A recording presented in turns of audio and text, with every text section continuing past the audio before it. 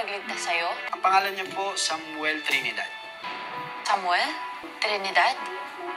Sinabihan ni Roldan si Jacob na buti ginagawan ni Samuel ng paraan dahil kung wala siya ay laglag sila.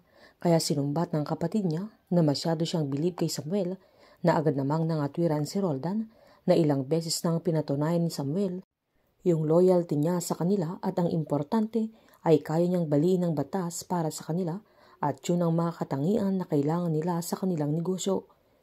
Galit na tinanong ni Jacob kung ipapasok na niya talaga si Samuel sa grupo nila pero hindi sinagot ng kuya niya kaya umalis na ito na bad trip.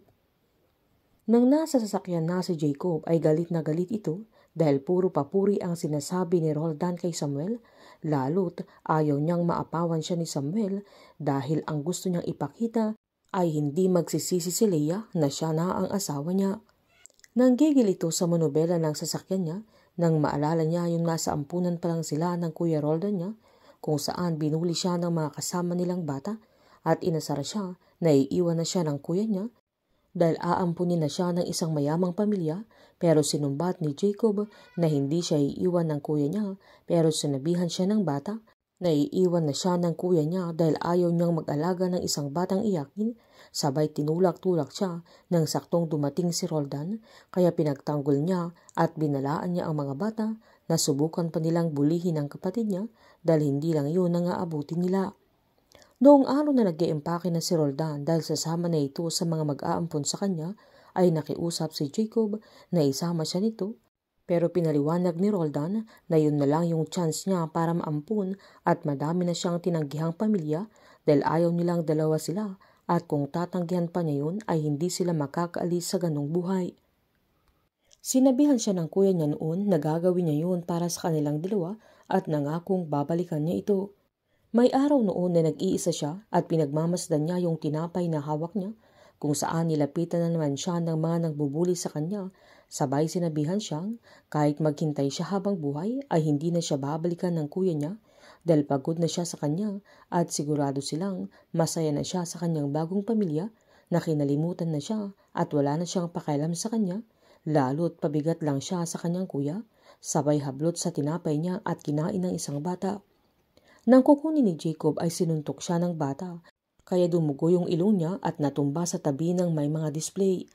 Agad niyang kinuha yung isang display na gawa sa kahoy, sabay tinulak-tulak niya yung dalawang bata, pero nilapitan niya yung sumuntok sa kanya, sabay pinagahampas niya ng hawak niyang display hanggang mamatay na ito, kaya bata pa lang si Jacob ay nakapatay na siya dahil sa init ng ulo niya.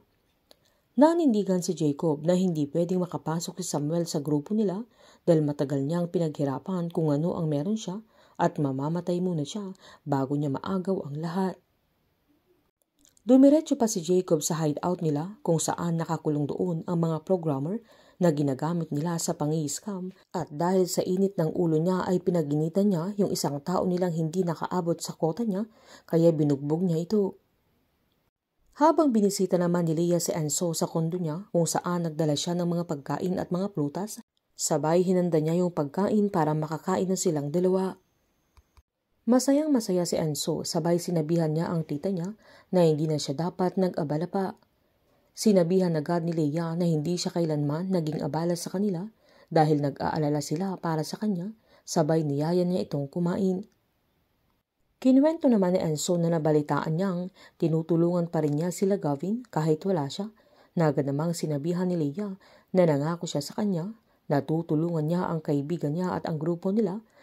Kaya tuto pa rin niya yun, sabay sinaad niyang may mga scam victim din na nag-file ng affidavit kaya i-review na lang niya at nagpasalamat naman ng binata. Agad kinumusta ni Leia si Enzo at tinanong niya kung okay lang siya doon kahit mag-isa lang siya. Na agad namang pinasigurado ni Enzo na kayang-kaya niya at papasok na siya kinabukasan sa coffee shop. Pabirong sinabihan ni Leia na pinagbibintangan niya ang papa niya sa pagiging workaholic niya pero pareho lang naman silang dalawa at madami silang pagkakapareho kaya sila nagka-clash kaya nginitian lang ni Enzo. Naalalang tinanong ni Leia kung sino yung nagligtas sa kanya dahil gusto sana niyang pasalamatan personally. Giniit ni Enzo na hindi niya alam kung ano ang number niya pero nagtatrabaho siya bilang asset manager officer sa mismong office ng Tito Jacob niya at Samuel Trinidad ang pangalan niya na kinagulat ni Leia. Sabay pinaulit pa niya kay Enzo dahil hindi niya ito inaasahan at halos hindi makapaniwala na agad niyang naalala noong nasa hospital sila na todo iwas si Jacob na puntahan nila yung taong tumulong kay Enzo at noong pumunta sila ni Chloe sa opisina ni Jacob ay bigla siyang niyakap kaya napagtanto ni Leia na andoon noon si Samuel kaya gumawa ng paraan si Jacob para hindi sila magkita.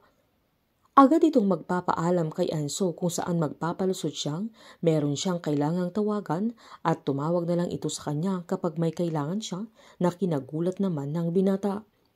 Painit ng painit ang mga tagpo, sabay-sabay po nating subaybayan ang advance episode ng Sins of the Father dito lamang po sa aking channel. Patuloy lamang pong manood, mag-likes at mag-subscribe para ma-update po kayo sa mga advance episode. Marami pong salamat.